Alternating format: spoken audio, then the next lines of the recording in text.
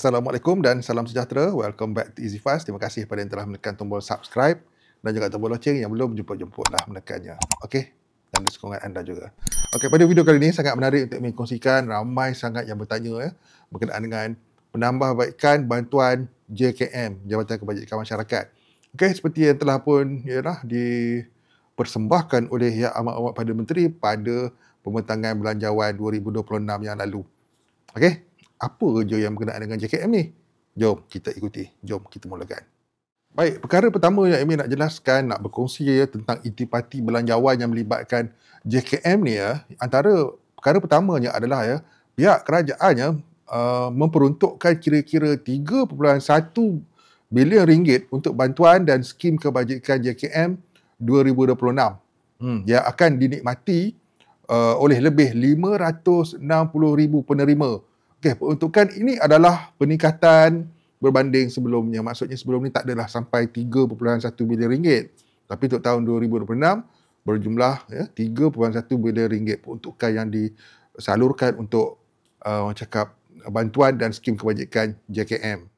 Baik, apabila disebut tentang penambahbaikan bantuan JKM ni apa yang jelas, apa yang telah pun dipersembahkan itu ada dinyatakannya kerajaan mengesahkan bahawa bantuan JKM akan ditambah baik merangkumi beberapa kategori utama dan sokongan seperti berikut Yang pertama, bantuan warga emas. Dan yang kedua, bantuan kanak-kanak. Dan yang ketiga, bantuan OKU yang tidak dapat bekerja. Dan seterusnya, bantuan penjagaan OKU dan pesakit kronik dan lain-lain program kebajikan. Okey, semua ni diberi dan diuruskan di bawah JKM pada tahun 2026. Okey, perkara yang diberikan sepintas lalu itu menunjukkan kategori-kategori tersebut akan dibuat penambahbaikan yang mana kita tak pasti lagi penambahbaikan yang daripada sudut yang macam mana, amount ataupun penerima yang lebih banyak atau bagaimana. Cuma yang jelas bantuan untuk warga emas, bantuan kanak-kanak, bantuan OKU yang tidak dapat bekerja dan bantuan penjagaan OKU dan pesakit kronik dan lain-lain program kebajikan. Banyaklah maksudnya. Maksudnya dekat sini, banyak perkara-perkara yang melibatkan bantuan JKM ni akan dibuat penambahbaikan dengan peruntukan sebanyak 3.1 bilion ringgit. Okey, dan untuk kita faham dengan lebih jelas lagi perkara ni Amy akan buatkan satu ringkasan yang mudah kita nak faham. Okey, ringkasan untuk penambahbaikan bantuan JKM ni untuk kita faham dengan lebih jelas Yang pertama, peruntukan tu telah menjadi lebih 3.1 bilion ringgit untuk segala peruntukan segala manfaat yang Amy sebut tadi tu. Okey, yang mana meliputi bantuan bulanan kepada warga emas, bantuan bulanan kepada kanak-kanak, bantuan bulanan terhadap OKU, penjagaan OKU dan pesakit kronik yang tidak dapat bekerja ataupun kita panggil pesakit kronik terlantar ni. Jadi kategori-kategori ini akan diberi penekanan untuk penambahbaikan bantuan JKM pada tahun 2026 nanti. Okey, dan buat masa sekarang ni belum keluar lagi apa makluman daripada pihak JKM tentang apa-apa lagi penambahbaikan yang akan dilakukan pada tahun 2026. Yang ini kita kena tunggu.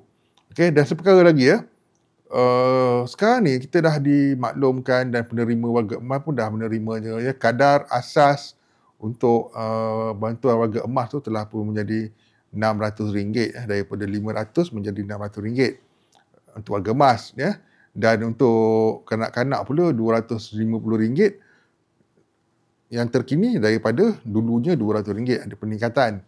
Okey, dan perkara-perkara tersebut juga akan menjadi rujukan dalam penambahbaikan bantuan bulanan JKM pada tahun 2026 nanti. Okey, kita jelaskan dengan mudah, bila peruntukan banyak melebihi peruntukan pada tahun yang lalu, itu bermaksud dengan peruntukan yang banyak tu maka akan adalah kategori-kategori bantuan yang akan dapat penambahbaikan, yakni dari segi amount. Jadi kita nampak gambaran yang jelas. Apabila peruntukan itu jadi lebih, maka penyaluran pun akan lebih juga. Dan ini juga bermaksud sekiranya ada pemohon baru yang memohon untuk bantuan bulanan JKM juga, ada peluang untuk diserap untuk menerima bantuan bulanan JKM ni dengan peruntukan yang dah ditambah ni. Yang maksudnya akan adalah penambahan yang kita tak tahu bila, kita kena tunggu maklumat daripada JKM, dan permohonan baru ataupun orang yang baru nak memohon ni pun turut berpeluang kerana peruntukannya banyak, 3.1 bilion untuk JKM yang ditingkatkan untuk tahun 2026. Baik, banyak yang bertanya tentang bulanan tentang penambahbaikan bantuan JKM ni sebab perkara ni ada disebut dalam pembentakan belanjawan. Yes, peruntukan ditambah. Jadi, jelaslah kalau peruntukan ditambah tu akan ada lah penambahbaikan daripada segi amount dan mungkin skop yang lebih luas untuk penerima agar supaya dapat lagi penerima yang lebih ramai, kata orang. Okey, itu adanya.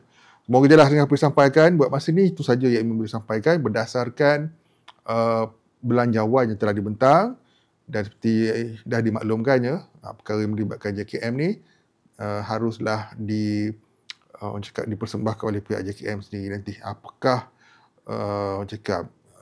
sama ada inisiatif ataupun insentif baru yang akan diberi dan diwujudkan untuk semua penerima bantuan JKM pada tahun 2026. Okey, semoga jelas dengan apa yang disampaikan dan manfaat kepada semua yang bertanya dan yang tak bertanya pun semoga dapat dijadikan panduan bersama. Okey, jumpa lagi. See you guys in the next video. Assalamualaikum. Bye-bye.